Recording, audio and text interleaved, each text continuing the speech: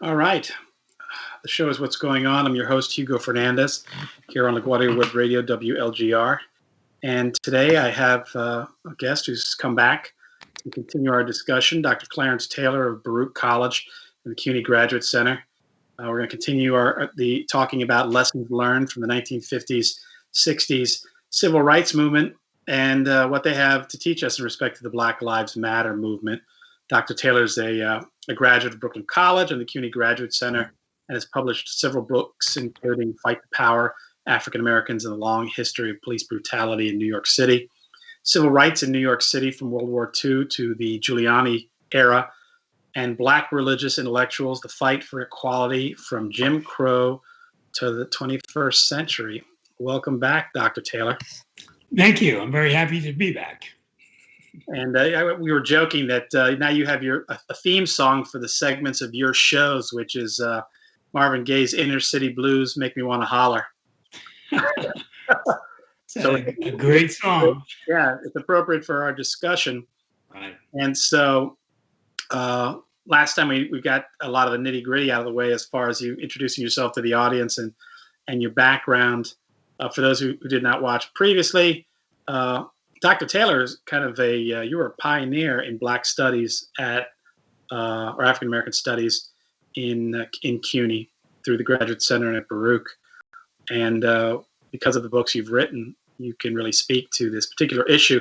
I had been referring to Bearing the Cross, which was a text that I had been reading about the late Martin Luther King and the various people he worked with during his period. But we wanted to devote today's show to present movements and some of the things that you found through your own studies of New York City and police brutality and all these other kinds of ideas. So where shall we begin? Sure.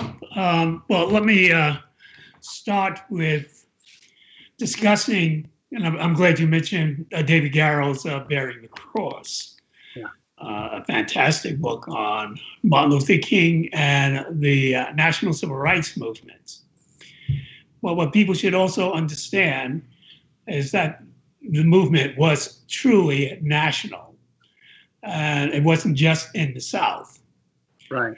It was throughout the country. And I may have mentioned this last time that the largest demonstration of the civil rights movement in the 1960s took place in New York City, when close to 500,000 children were kept out of the New York City public schools to put pressure on the New York City Board of Education to come up with a timetable and a plan to integrate the New York City public school system, which was thoroughly segregated. And what year was that again? That was 1964, February 3rd, 1964. And the person who led that campaign was the Reverend Milton A. Galamison, who was the pastor of Siloam Presbyterian Church in Bedford-Stuyvesant. And that was and he had the largest Black Presbyterian church in the nation, some 2,000 members. And while that's small change compared to the Baptists, that's pretty good for Black Presbyterians. And it was a sort of middle class-oriented church. But nevertheless, Galamison was a grassroots organizer. He worked with grassroots organizations and created one himself, the Parents Workshop for Equality in New York City Schools back in 1960. And this is the organization that really sort of gears up the struggle to force the New York City Board of Education to integrate the schools. One thing I did learn from my studies on the civil rights movement and social protest movements is that there is always resistance. Resistance to the movement, always resistance to the movement. And sometimes people underestimate the power of that resistance. And now, right? I mean, I'm, we see it now in. yes, we do see it now. And a lot of people thought that with the election of President Obama, we were into a post-racism right. period. And what we found is that when he left office and the present administration, it came back in, I was going to say in spades, but that's probably not appropriate, but, virulently. Yes. To the point that, most of us were surprised by how insidious it is, how it just permeates the entire country. Well, yes, in large part, it led to the election of Donald Trump. Right. So, yes, it was fierce during his administration. I mean, he came the minute he came into power, you saw the resistance emerge under the so-called Tea Party, right? People claiming that they want their country back, and so on and so forth. But yeah, but that is part of. It's always been part of social protest struggle. So Glamis himself faced this with white parents organizing to stop the school integration movement in New York City. And they organized thousands. They essentially had what we call a white resistance campaign, pulling their children out of school in Brooklyn and Queens, setting up private academies to make sure that their kids would not be sent to integrated schools. And of course, I mean, that pressure was also put on the New York City Board of Education. And in the end, the board did resist the demands of the integration movement in New York City, and that movement faltered. We see the same thing with policing, and I may have noted this last time, with the ongoing campaign to stop police brutality, which is an excessive amount of power used to dominate people, in particular Black and brown people in urban centers. When people are on the verge of winning an important instrument to maintain that power, that was the Civilian Complaint Review Board. The police organized, particularly with their union, then called Patrolmen's Benevolent Association, and they were able to dismantle the Civilian Complaint Review Board created by Mayor John Lindsay. And they also learned, as I noted last time, the police, that they could use a certain false narrative every time their power was essentially threatened. And that narrative was, if you attempt to take away if you try to take away our power, some of our power, what you're doing is essentially coddling criminals. You are going to tie our hands and we can't really do anything about it. And so it's sort of that narrative that helped them maintain their power. And unfortunately, we even see that being used today. And so, this goes on to where we face the sort of present situation where you have this massive resistance to social change, in particular racial justice in the United States. Yep. It's interesting because as I was listening to you talk, I was thinking about, maybe you're a bit more aware of this than I am. I haven't heard a lot coming out of the, for example, the police union during this time. It feels like they're kind of laying low, except obviously in the defense of individual police officers who are being accused of, exceeding their authority, violence, and murder in some cases. And they defend the individuals, but I have not seen a lot of organized political dissent from the union. As again, to talk about, because that's what I've been waiting for. Is they always strike fear into, and New York City is in a peculiar place because the period that you talk about eventually led to probably the peaks in white flight, right? Folks leaving and going into the suburbs. And only in the last 10, 20 years have we, found people moving back into the city because, the lifestyle had gotten better. And we see some lingering pieces. For example, I see the setting up these. Now I'm forgetting the name of the movement, but where you set up these special schools for kids.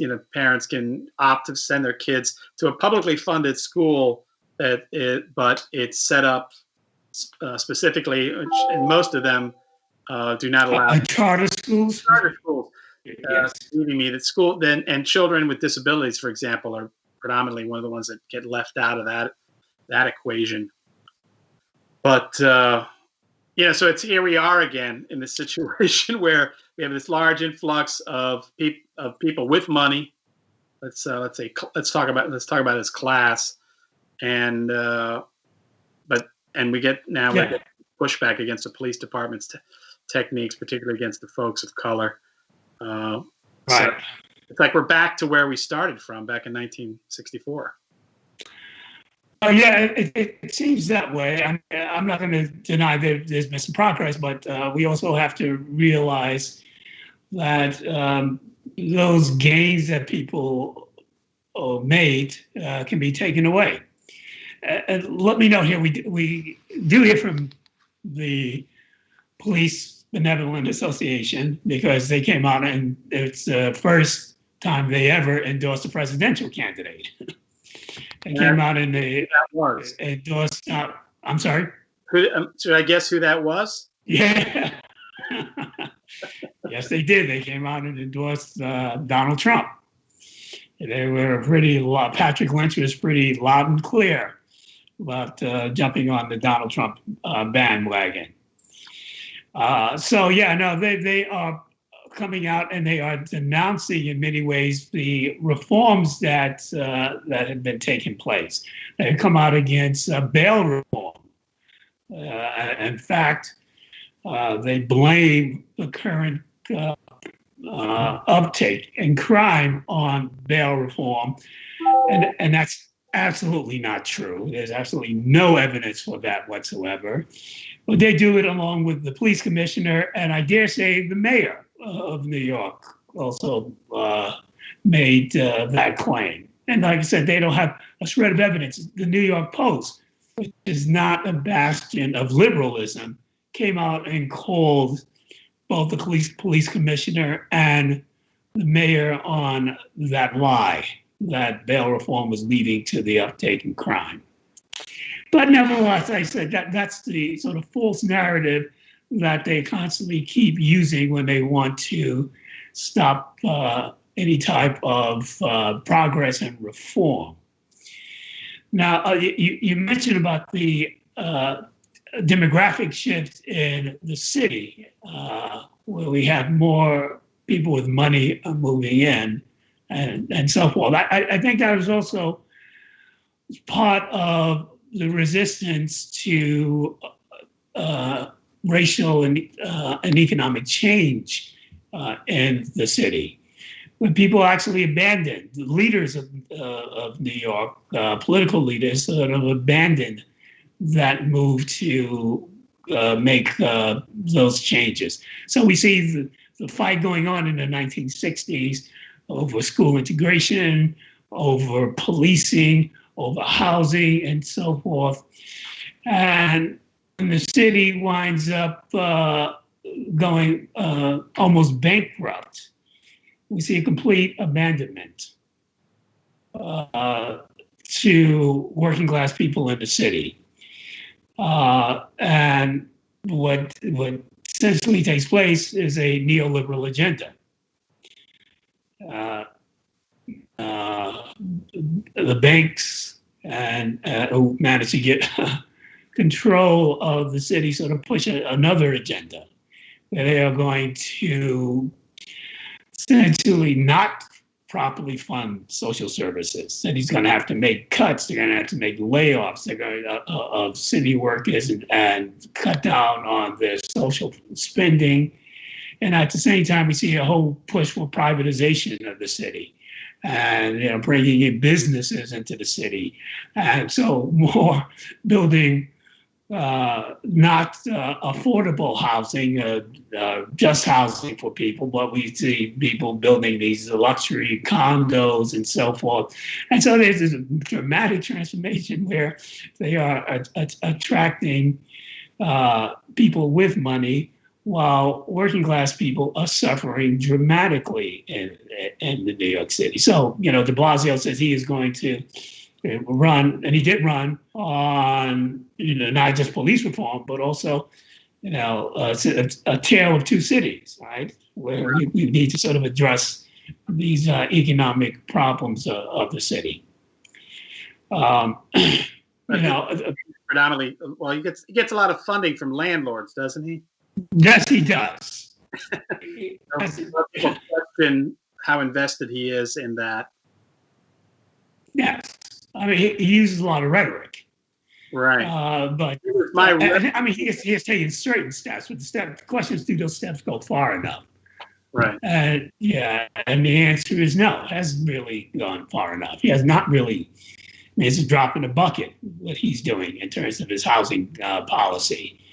We already talked a lot about him backing away from police reforms. Right. We see this with the segregation of the schools in New York. New York has the most segregated schools in the nation. To this day. I'm sorry? To this day. Yes.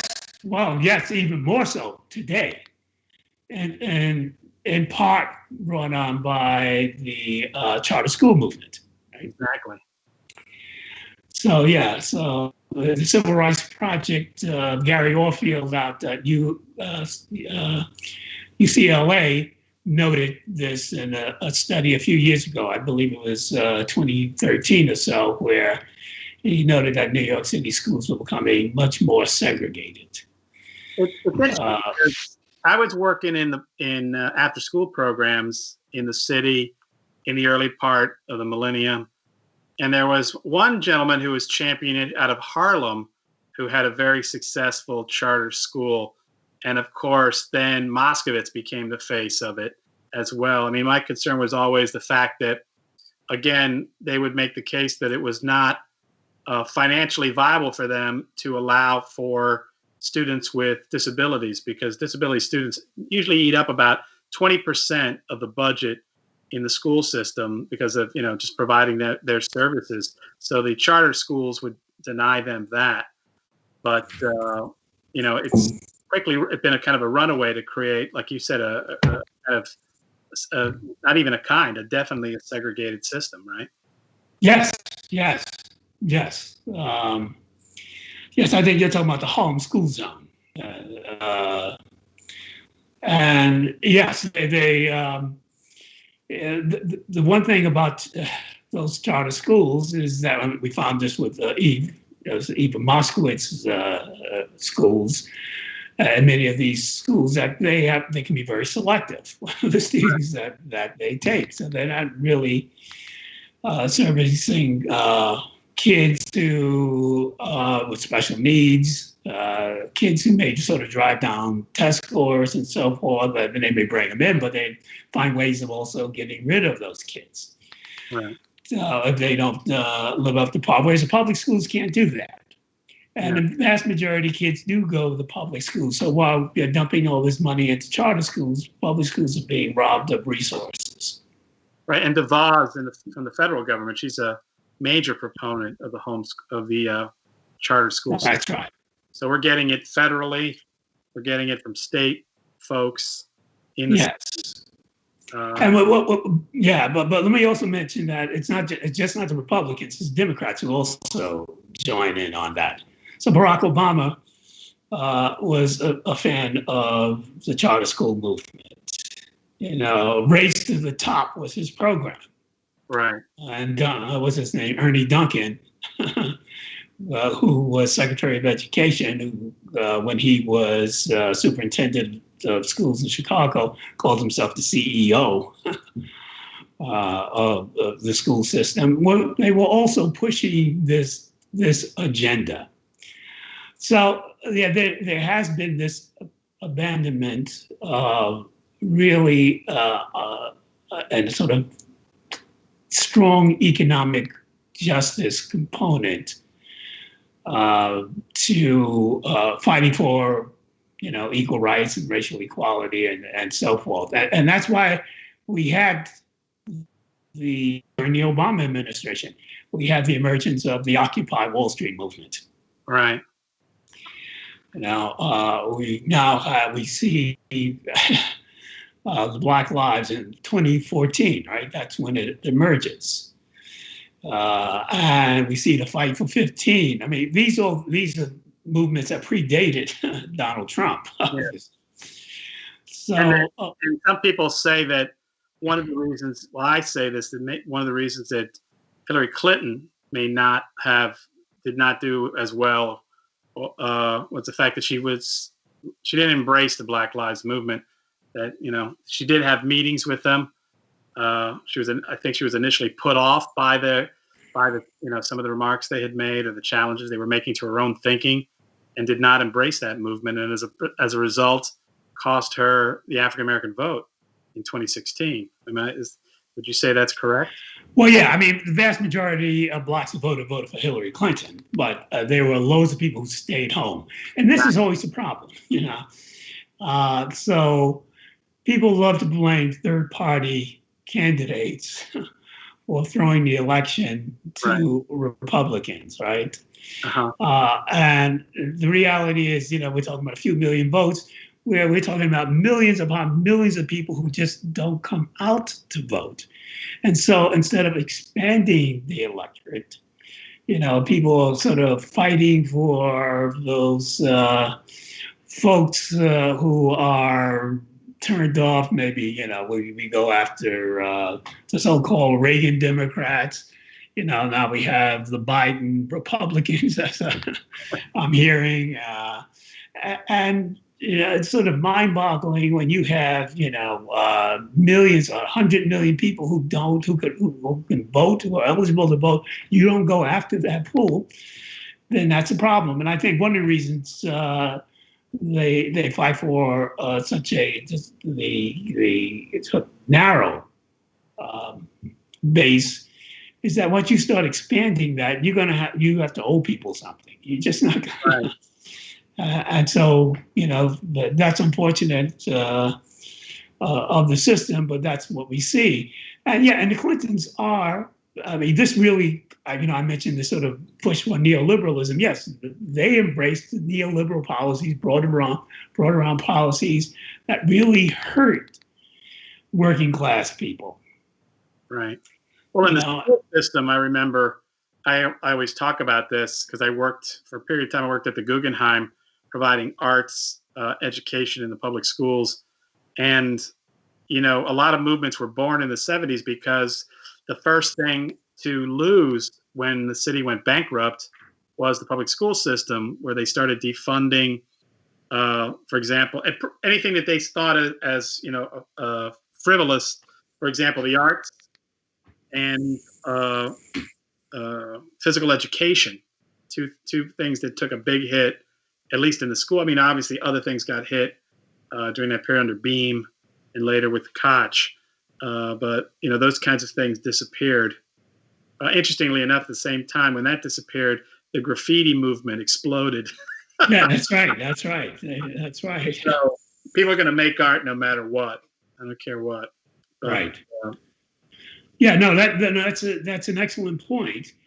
So, we have the defunding or cuts, essentially cutting out art and phys ed, but you also have layoffs of thousands of city workers, including teachers. Right? So we see class size jump, skyrocket during this period. It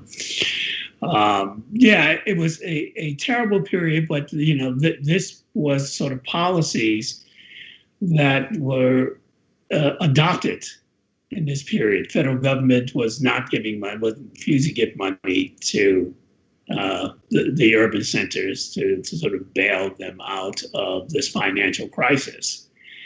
And that was purpose. That was done on purpose. Because then we go into the 1980s, where you have the taxpayers revolt, right? People rising up and calling for cut in their taxes. You have the federal government that really has no interest in putting money into social services, and instead they're just doing the opposite and pushing tax cuts, right, for multi-millionaires and billionaires.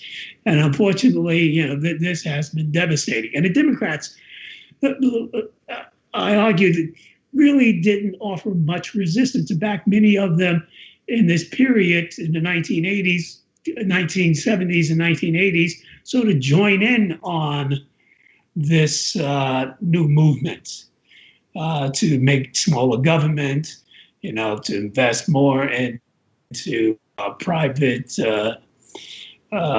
interest, turning to private business as a way of dealing with with the problems in the country. Or would you say, like in New York City, would you point the finger at the Koch administration? Well, yeah, I mean, Ed Koch, on a national level, I mean, the rise of the so-called New Democrats, right?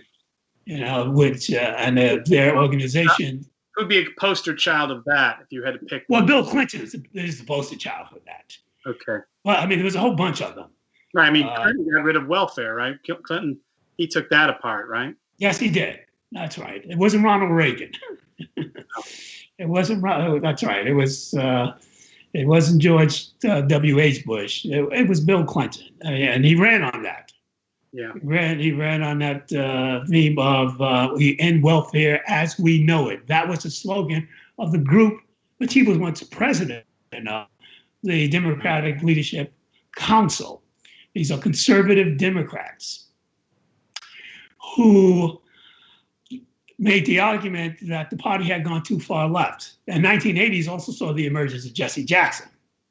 All right. Let's hold right there because it's 1:30 and I just want to do a quick station break. You're watching What's Going On here on LaGuardia Web Radio. I'm your host, Hugo Fernandez. And my guest today is Dr. Clarence Taylor of Baruch College and the CUNY Graduate Center. And we are continuing our conversation of the 50s and 60s civil rights movement and what it can teach us about the Black Lives Movement today. And we're somewhere circa 1990, but I'm wondering if we should speed it up so we can catch up to the Black Lives Movement in 2015. I mean, what are the folks? And I know one of the things about the Black Lives Movement that is different is that it's decentralized.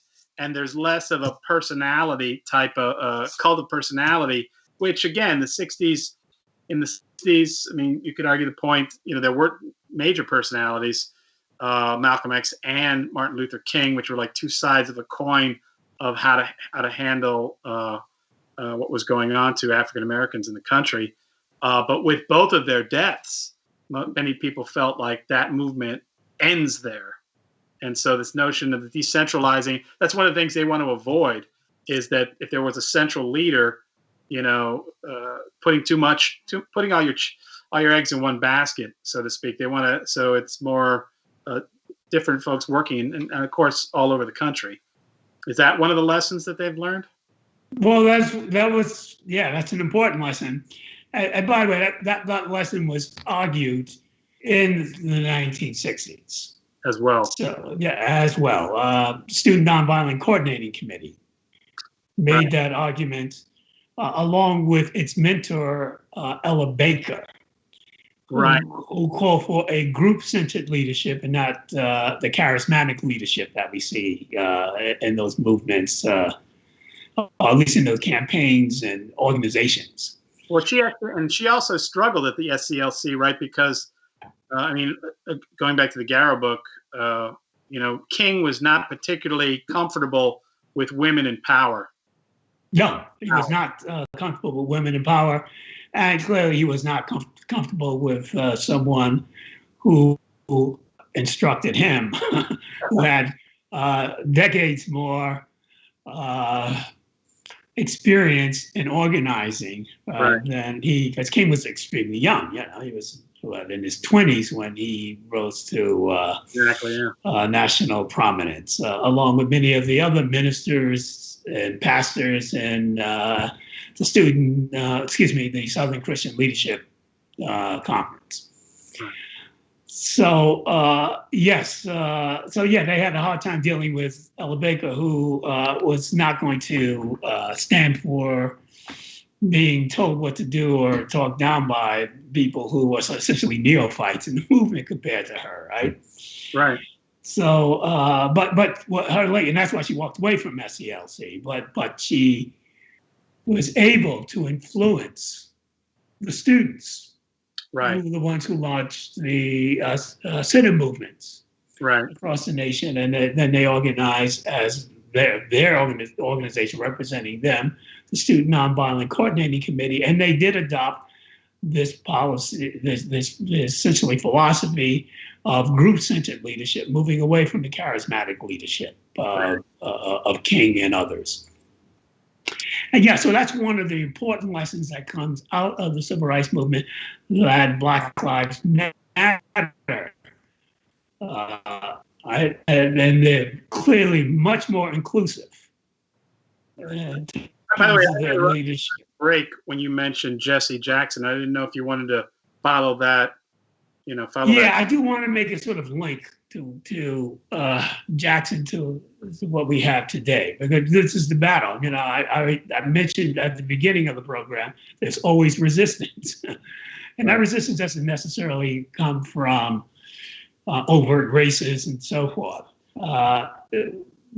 In the Democratic Party, when Jackson emerged as a prominent figure, he ran twice, 1984 and 1988. 1984, Jackson made it very clear that he is against the direction that the nation was taking. We need to stop funding the military, overfunding the military, and bring some of those resources into social programs. So countering the movement that had emerged, the neoliberal movement that had emerged. We have to really put racial justice and civil rights at the forefront. He called for that in the Democratic Party. And at the same time, you have the emergence of these conservative Democrats who made the argument, no, we cannot be beholden to special interests.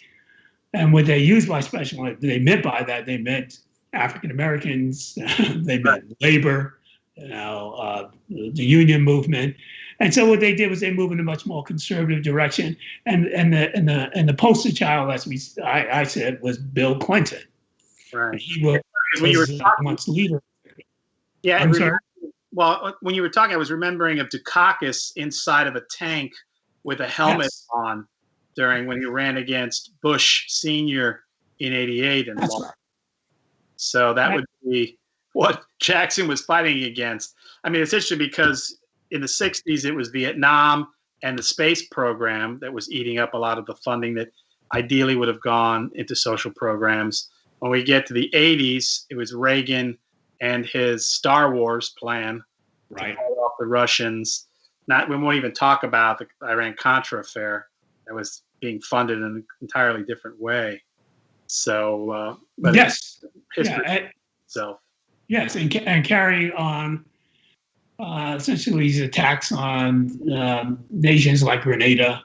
We saw what took place in the Middle East, Lebanon, and so forth. So, it's sort of an imperialistic push on the part of Reagan and those folks in power. This sort of continuous, these wars that constantly the United States keeps getting involved, and they just go on and on and on. And so the Democrats, the ones who managed to capture the party, and they did capture the party. It wasn't the Jackson wing. and those folks, but it's essentially the Bill Clinton folks who managed to capture, and they usher in these more conservative policies. Right. And people remember that. We remember NAFTA. People remember those sort of so-called free trade agreements. They know the crime bill, right? They remember that. That comes up again and again today, right? Well, The impact of it against Biden, right? That was his big argument against Biden last week. Yeah, debate, bringing that's right. And some of the remarks that were made, like super predators and some of these things, and it did lead to a rise in prison population. All right, predominantly color, and these super blocks. Again, going back to East New York, where folks, 50% of the population in the at least in the New York State prisons come from these neighborhoods. They're kind of in a revolving door trap. Right. And well, it's funny because during this, what's been going on, I know that most of the folks that they're focused on the police issue. That's, it seems, where the Black Lives Matter is focused right now, on police brutality, on excessive use of force leading to deaths, right? And they're all over the country. They're happening everywhere. And but they don't see how that applies to the general election. Is just again, goes back to how each candidate responds to what's going on. Obviously, Biden's response is to say, yeah, there is a problem and we need to deal with it. The Trump administration is just trying to make everybody scared of the folks who are asking for justice, right? Yeah. I mean, Trump tried to plays this game where he makes this pitch to Black people by pointing to Biden and saying, look, he's responsible for the crime bill. He's responsible for the increase in the prison population. Look what I'm doing. I'm doing just the opposite. And at the same time, he's giving a wink and a nod to white supremacists. Exactly. Right. And, he's calling on law enforcement to go out there and be tough, and he will support them. So that's the sort of game that Donald Trump is playing, and I doesn't seem to be working. I think a lot of people are seeing through that, but we cannot, I think, let the Democratic Party off the hook. Well, yeah, that's what I would say to you. I say, okay, so let's paint a scenario. Biden wins the election. All right. What role will the Black Lives Movement have in that administration? Well, I don't know if they're going to have any role in the administration. Right. They will have a role in putting pressure on that administration to carry out policies that are going to end mass incarceration, adopt policies that are going to stop giving police a carte blanche to go out and murder Black people and carry out brutal attacks on them, and so that and the social protest movement is an essential part of change. As I noted, I was having a discussion with some people last week, and someone noted that, well, yeah, Biden is extremely important, and people should really just really sort of invest in him. Right. So all we have to do is vote for him. Electoral politics essentially going to you elect the right person, and that's what's going to change. And I said, no, it doesn't work that way. Yeah. Because even good people have restraints on them. They will only go so far. And that's why you need social protest movements in existence to push those folks to make changes. So, I think that this will be the role of Black Lives Matter and other campaigns that have used the tactics of demonstration and protest. I think that Johnson actually had said to King at the time, you need to make me do this. I mean, whereas Johnson was more than prepared to, to push the various bills, and for his, the Great Society and all these ideas. He was also a politician and knew how that worked, and so he was encouraging King to put the pressure on him with social protest in order so that he could go back and say to the Senate or the Congress, see, this is why we have to pass the Civil Rights Bill. This is why we have to pass the Voters Act. And again, I remember in the early days of the election of Obama, I kept saying, he's just the president. He runs the administration. One person can't, make things happen. You've got to have, you got to run the Senate, you got to run the House, and we kind of found that out as time went on. And then obviously the movement arises at the tail end of the Obama administration. And I guess the question would be, what would have happened if that same kind of movement had been around, let's say in 2013, or 2009, as opposed to 2015? Well, that's an excellent question, and we can only guess right what would have happened. Early on, people pushing for the Obama administration to make greater changes in terms of policing, in terms of dealing with the economic crisis, not just bailing out banks, but also making sure that people who are losing their homes were able to hold on to them. Maybe it's a tough call, because I mean there were decisions made during the Obama administration that raises a whole bunch of questions in terms of a real strong commitment to economic and social justice. But I think if people were more critical of the Obama administration at that time and willing to go out and call it, then it may have been different. But it was difficult because he's the first Black president, right. Whereas the person who who spoke a very good game. Of progress and so forth, and making these changes, change, right? As he was pushing. But I'm just going to 1:45, and Dr. Riccio is manning the Twitch channel. In case, I'm going to just let her know that at this point, typically in the show, we do open it up if people do have questions that they want to ask you, us.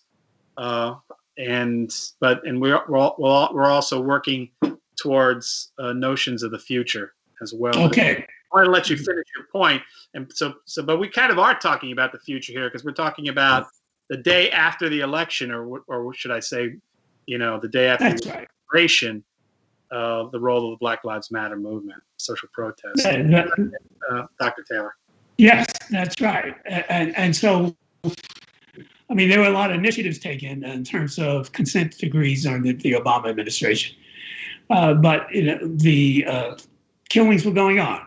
The vicious police murders we saw of Eric Gardner and a number of other folks.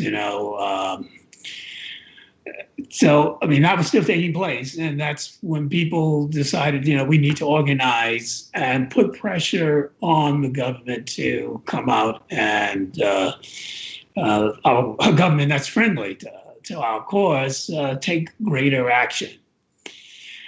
And, I know there were a lot of difficulties during that period, in particular, the fact that the House and the Senate were in the hands of the Republicans, and they were sort of blocking important initiatives of the Obama administration, holding up court judges and so on and so forth. So that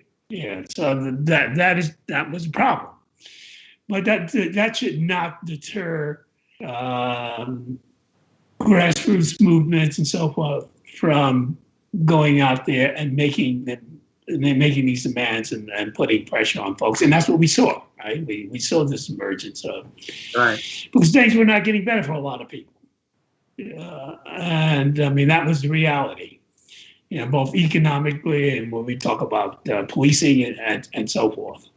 Economically, the unprecedented movement of, wealth into the hands of fewer and fewer people.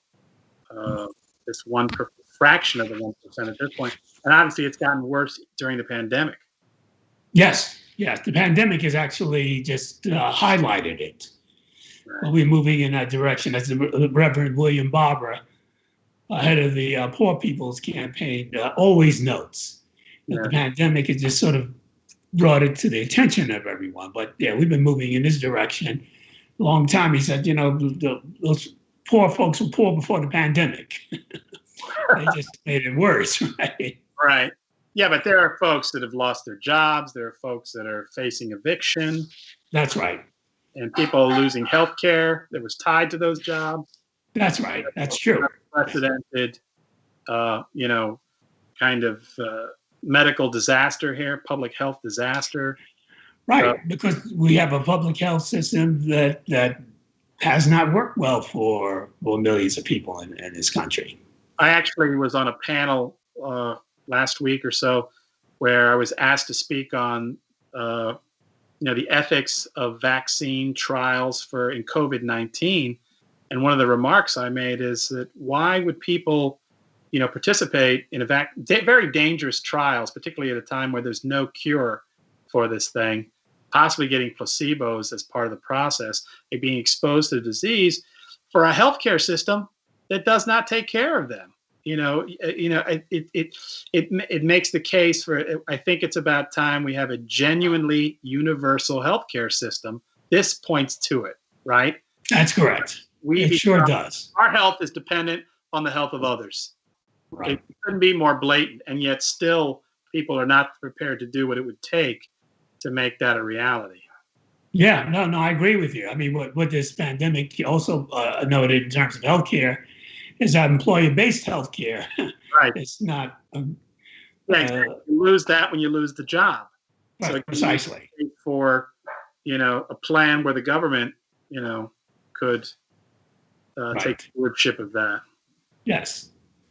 And so, they're constantly running and talking about socialism, socialized medicine, and so on and so on, scaring people. Right. When we turn around, and the same people who are making that do have a socialized health care. Right? They are taken care of when the government takes care of them when they are sick, the ones in power who are making this argument. So they wind up having the best health care system, right? That's the one thing that I did get from the Garrow book, and one of the many things I got was, there is the blatant racism, right? Of the what fountain you can drink out of, where you can sit on the bus, but then there is all of the hidden factors of the lack of opportunity, the lack of access to healthcare, the lack to safe, clean housing, opportunities and jobs. And, one of the reasons that I had thought about the original show that you and I did was the fact that I felt like none of that had changed for the greater part of the population. Obviously, there are individual cases of folks who have succeeded, but for the large part of the population, these are factors that have gone almost unchanged. On top of everything else is what we're finding now around the suppression of voting rights. And it's only become a major issue because now everybody's rights are being infringed on, not just the folks from, the underrepresented groups, folks of color. Right. We're getting a taste of it now, as, everyone's getting a taste of that now. Right. And this was one of the important points that Martin Luther King raised near the end of his death.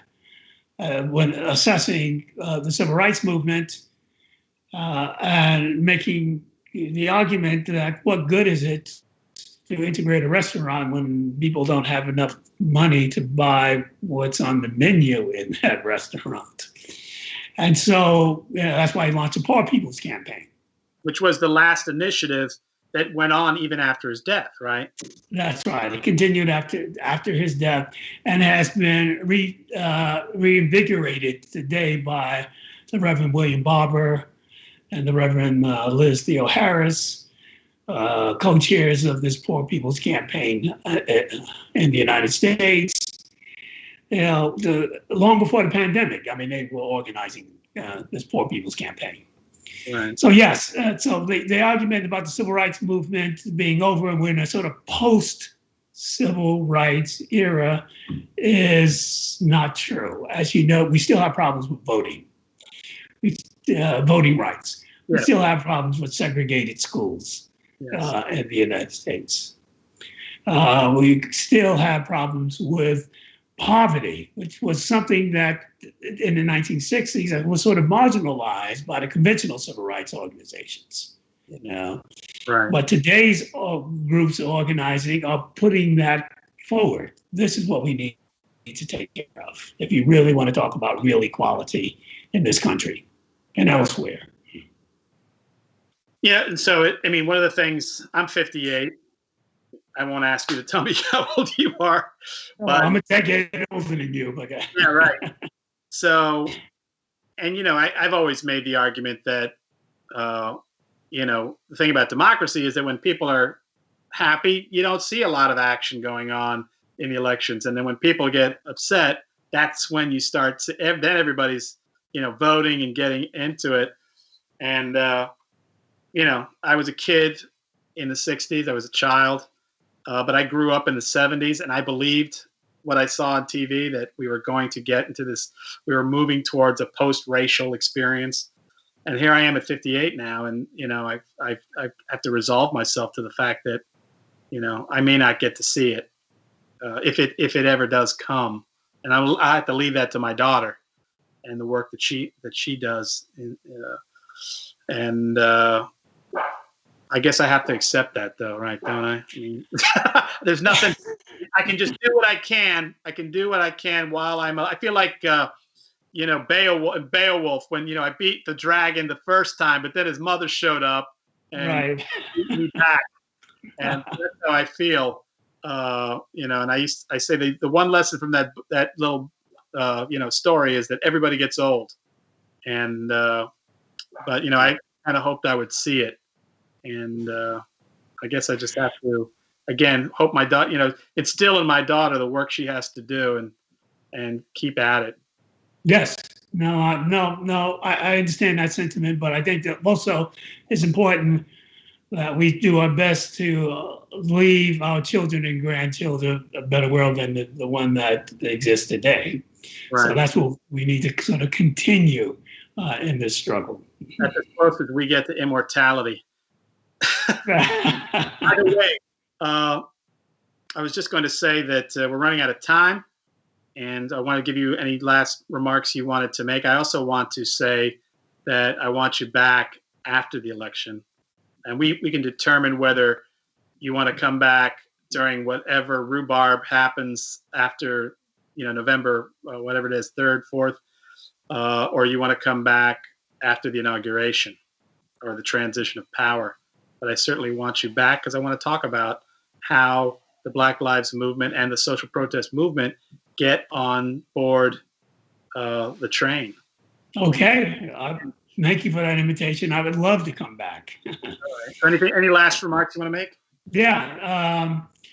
When I've been driving home, I just want to just emphasize this point that, yes, it's important to participate in electoral politics.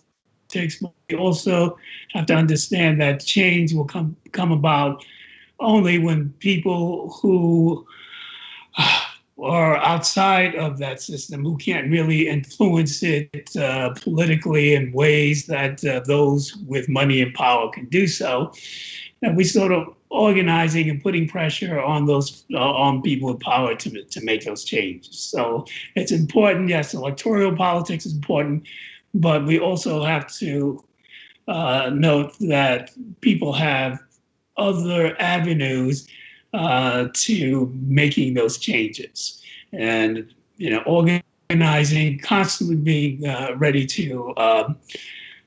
Some people say take to the streets in order to make change is really an essential part of making things happen.